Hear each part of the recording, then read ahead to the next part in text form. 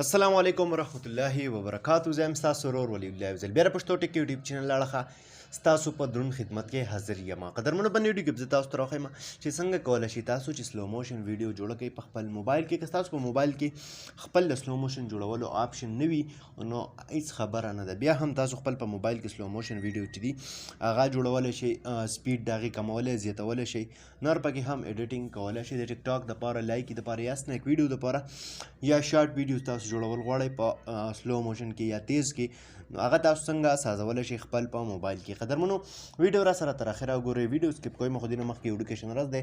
که تر اوسه پورې تاسو زموږ پښتو ټیک یوټیوب چینل نه سبسکرایب کړی، دا سبسکرایب کړئ، خوا کې د غنټۍ نشان هم کلیک کړئ چې زموږ نوې ویډیو تاسو ته په وخت باندې در رسي. نو دې لپاره به تاسو ته ملګرو د یو اپلیکیشن ضرورت وي، هم د دغه اپلیکیشن لینک موږ تاسو ته خپل یوټیوب چینل په ډسکرپشن کې درکړی دی.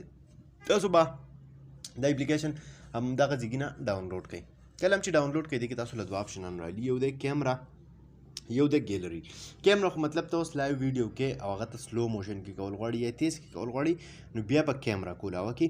که اوس تاسو سره په موبایل په ګیلري کې ستاسو موبایل فون میموري کې یو ویډیو وي او هغه تاسو غواړئ چې هغه تاسو سلو مو ته کوئ، سلو موشن ته کوئ، نو هغه به تاسو څه کوئ، ټول ناول خو به تاسو هغه ویډیو چې ده هغه سلیکټ کړئ، بیا دغه نیکسټ آپشن یې تاسو له راکړی دی سمپل، په دې به تاسو کلیک وکړئ. ټیک ده، اوس که دلته کې تاسو وګورئ نو ویډیو چې کومه ده ټیک ده، د هغې تاسو اوله کې وګورئ اولنی سر د هغې څومره دی، صحیح ده، دا وګورئ دلته کې.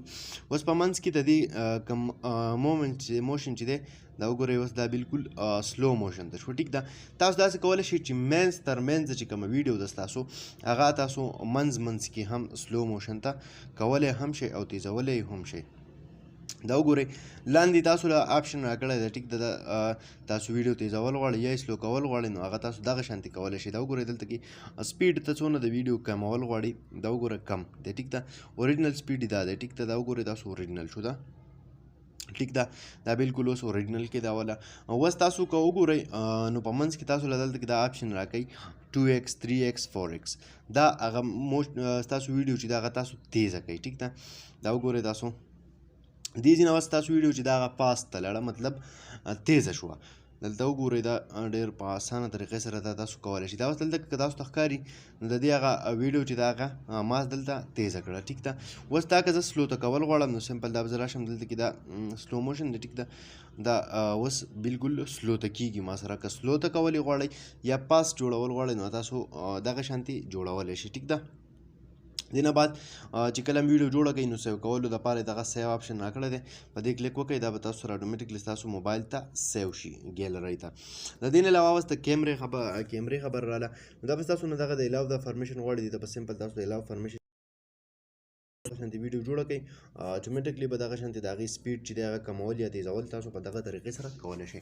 قدرمنو دا ونې ویډیو امید لرم چې خوښه شوې به وي. که خوښه شوې وي لایک یې کوئ، چینل سبسکرایبول مه هېروئ، ملګرو سره یې شیر کړئ. تر بلې ویډیو خپل ځان ډېر زیات خیال ساتئ. د خدای په امان.